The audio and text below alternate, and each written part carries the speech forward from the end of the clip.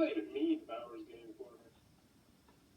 Ahoy there, YouTube! I'm back again today for another game review. And today I'm very excited to check out Phase 10 Twist from Fundex. This is for 2 to 6 players. Age is 8+. It'll take, I don't know, about 30 minutes to play. And in Phase 10 Twist, they took the immensely popular Phase 10 game. They got rid of all the keeping track of score, writing down the pens and the papers and pencils and whatnot.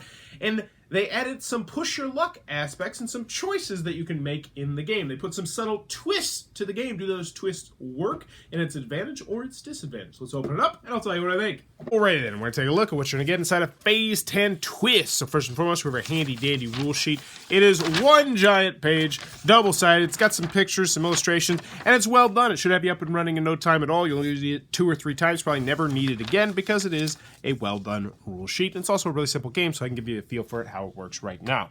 So Phase 10 Twist is Phase 10, obviously with a twist, and the twist is no more points, no more keeping track of score. You're actually going to be moving around the board with these little pawns, and the first person to get to right here, aka, past the 10 spot, is going to be the winner of the game.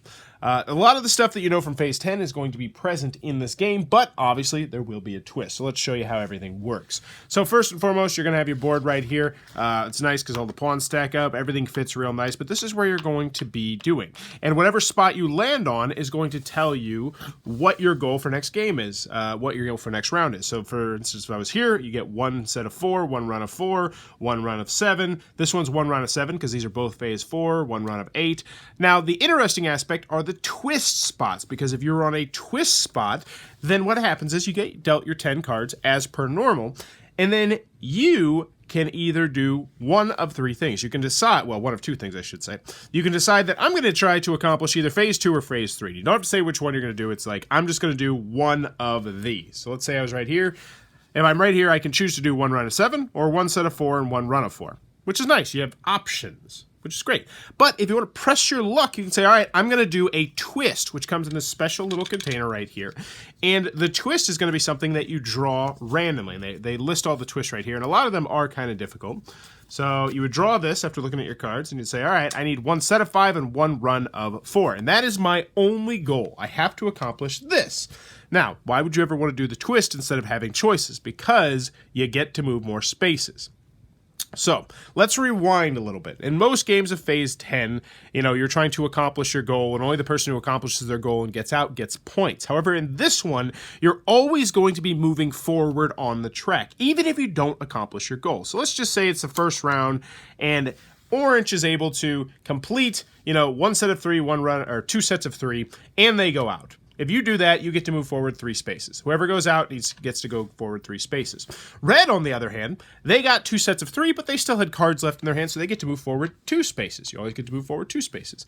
White did not get 2 sets of 3, but still, this game does not punish you that much because you still get to go forward 1 space, which I really like. I'll talk more about that in pros and cons. Now, how the twist works is if you are able to accomplish it, but you don't go out, you get to go forward 4 spaces. If you're able to accomplish the twist, which are normally pretty difficult, as you can see, and you are able to go out first, then you go forward 6. 1, 2, 3, 4, 5, 6, which you can see is a massive chunk of the board, which means this game can go by fast. However, if you do not accomplish your twist, then you actually go back 1 space, and that's the only time in which you can go back 1 space. But other than that, it's your typical game of Phase 10. You're going to look at your cards, and on your turn, you're going to draw a card, and then you're going to discard a card in one of the 3 slots, or you can play a skip. This game also has wilds, typical stuff like that, so let's just run you through it. So right now, I got 2 12s, I got 2 2s. Oh yeah, so I would probably pick up that 2 right there. Ba-dang. Hold on to that 10 just to be safe, and then I would discard this 4, and I do have to discard to this spot, and that would be my turn, and then the next turn it would get around to me. And let's see, I need 12s or a wild, so I draw from this pile, and I got a 7, so I'll hold the 7 here, get rid of the 9. Next turn, hold the 7 here, and I would be able to, boom, play down my 2 sets of 3, so I have the 3 7s, and also the 3 2s. And at this point, it becomes normal phase 10, where you're going to be trying to play your cards in other people's hands. So let's say that, this person had 12s out there. I could play my 12s. This person has 10s over here. And then you always have to discard one, but I would win the round and I would go forward. Bam, bam, bam, bam, bam. 1, 2, 3 spaces.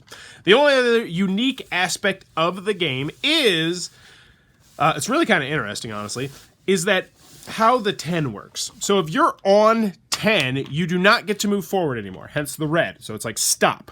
But if you're on the 9 and you go out, so you get 1 set of 5 and 1 set of 2, you go forward 2 spaces and you can still win the game that way. Whereas if you're on red, you're stuck there. You're not going to go forward just the 1 space for losing. So you always are going to have to, and I think the reason they do that is because they don't want it to be anticlimactic at the end. They don't want it to be that someone loses and yet they still win the game. You know what I mean? So like, if I was here, I didn't accomplish my goal and I'd still go forward 1 and win, people would be like, oh, it's kind of lame. But there you go. First person to get over here, the person who gets furthest, is the winner. Not sure what to do in the case of a tie, honestly, so let's go back to the rule booklet, because I'm super unprofessional, and we also didn't have a tie. If you're the first player to move past 10, you win. If more than one player move past 10, the player who goes out during the last round of play is the winner. Duh, of course that's the tiebreaker. Oh, I bet there's even another tiebreaker. Let's see. If there's a tie, 2 players lay down but don't go out, then each player totals the value of each number of cards remaining in their hand, which, kind of situational, but whatever. But that in a nutshell is what you're going to do inside a Phase 10 twist. Alright then, Phase 10 twist from Fundex. What are my final thoughts? Let's go over the pros, let's go over the cons. First, on the con side. Game's not going to be for everybody. If you don't like Phase 10 for whatever reason, I don't think this is really going to change your mind. While it does do some very interesting things, and I like how it gets rid of the scoring, and I like how it has a little bit of press your luck sort of aspect with the twist spots and some choices that you can make throughout the game, it still is Phase 10 at its core. But I'm going to talk about all the changes in the pros, and I'm going to tell you I like pretty much all the changes. But if you hate Phase 10, this is still not a strategy game. This is still not a game night game. This is primarily a family game and also a game for people who don't play that many games. You know what I'm talking about there. Continuing on the con side. I really don't have too many other cons. I mean, it's still very luck driven. If you get a great hand, you have 3 or 4 wilds, good for you. You're probably going to win that round. You're definitely going to get your set. If you get skipped, I mean, it still has skips, because lose a turns stink. Everybody hates losing a turn, but they're still in this game because, mass market crowd really likes skips for some reason. Hey, whatever. I know the kids in my class love skips, so have at it. You can get some wonky scenarios with the skips where, like, if 2 people skip, then, like, 2 of the little slots will be empty, and that's kind of unfortunate for the person who goes next, but these are all minor nitpicks, to be honest with you. I mean, pretty much all the cons that you have with Phase 10, minus the scoring, are here. It's very light, it's very random, it's very simple. There's not much strategy. Most of the choices you make are pretty obvious choices. Like, you see the 3 cards in front of you. Do those 3 cards help you? No, then draw the other card, and if it helps you, it helps you. If it doesn't, it doesn't. But moving on to the pros, Phase 10 Twist improves Phase 10, and this is a Phase 10 killer in my mind. And now it brings up the immortal question that no one's asking, because most people probably don't realize this: which is better, Phase 10 Twist, or Phase 10 the dice game? Now, I do not have Phase 10 anymore, now that I think about it. I got rid of it for Phase 10 the dice game because I liked it. It was much faster, it was much more streamlined, and this is much more like Phase 10. So Phase 10 Dice took the idea of Phase 10 and wrapped it into a dice game, which I like, and I think it's a good game. It's still in my classroom. I actually was thinking about getting rid of it last week. I played it with the kids. They loved it, so it's staying in the classroom. But Phase 10 Twist definitely stays closer to the original Phase 10 game while streamlining the game and making it easier to learn, easier to teach, easier to play, taking away all that cumbersome scoring that you'd have, and it would only happen every once in a while if 2 people finish the Phase 10 at the same time. And I like that. It also adds the press your luck aspect of the game, where it's like, I'm on the twist spot, which is a great spot to be on because I can do this or I can do that, and that's going to give me a lot of options sometimes. Or I could take the twist and risk it for the biscuit and go ahead 6 spaces, which is huge. I also like the fact that there is always forward momentum in this game unless you press your luck. You're always going to be moving forward 1 space, which I really think is a great concept for the game, because playing Phase 10 Dice last week, as I mentioned, one thing that I noticed was one of the girls I was playing with got really discouraged early on. She was trying to roll something, and she messed it up 3 times, whereas me and the other girl playing both just kept steamrolling her. And she was like, I have no shot of winning. And it's like, no, you probably have no shot of winning. You know, we're trying to be nice, and she could be like, yeah, but I could get a high score, and if you guys miss this and this and this and this and this, and I get that and that and that, and it was like, yeah, I guess it could happen. But this one, it really is. You know, if you get on that twist spot, even if you're way behind, you can go forward 6 spaces, and I do like that catch-up mechanism in the game. I also like the fact that the red spot at the end, you have to complete a phase to do. Like, it's not like you can just automatically, like, lose the round, not complete your phase, and then go forward 1 space, be like, haha, I win. So I do like that, and it becomes sort of a strategy to, like, really not stop on that spot. Not that there's that much strategy, but still. In the end, I think Phase 10 Twist is a very good family game. I'm not going to go great, because it still has a lot of the same issues that Phase 10 had, which is just, if you get a whole bunch of wilds every single round, you're going to win.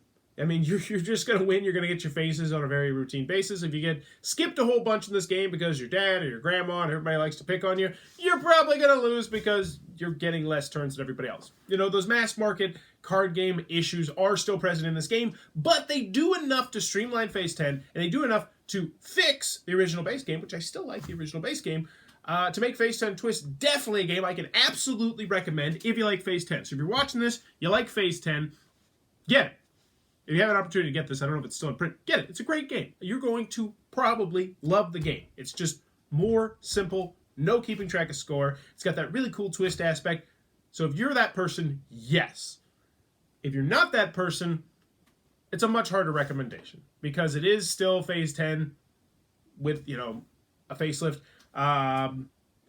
This is good. I'm going to keep it in my classroom because my kids really like it, and I enjoy playing it with them. But for most people, if you're looking at this as a strategy game, you're like, man, does this do enough Phase 10 to make it into a strategy game that I can, you know, play with my other game night games? No, it does not. So there you go. Phase 10 Twist. For the mass market crowd, yes. Yes, yes, yes. Great game. For everybody else, no, probably not. If you enjoyed this video, please be sure to click on that subscribe button down below. If you want to support the channel, click on that Amazon link down below. Buy anything you want on Amazon. Buy a car. Buy a lighter. Buy a bowl. Buy whatever. And you're going to send a couple pennies to Bowers Game Corner, and that really helps out the channel. And also, in the comments below, let me know what is your favorite mass market party game of all time. Mass market party game of all time. Ooh, I'm going to go with Beyond Balderdash off the top of my head. It's a really, really fun game that I've had a lot of fun experience with. I also like the one where you have to hit the button and, like, say something and then pass it. It's like name states, and then if you name the state and then you hit the button and you pass it, you name the state, hit the button, you pass it. That was a lot of fun as well, too. If you remember what it is, let me know in the comments below. What is your favorite mass market party game? And as always, thanks for your time, YouTube.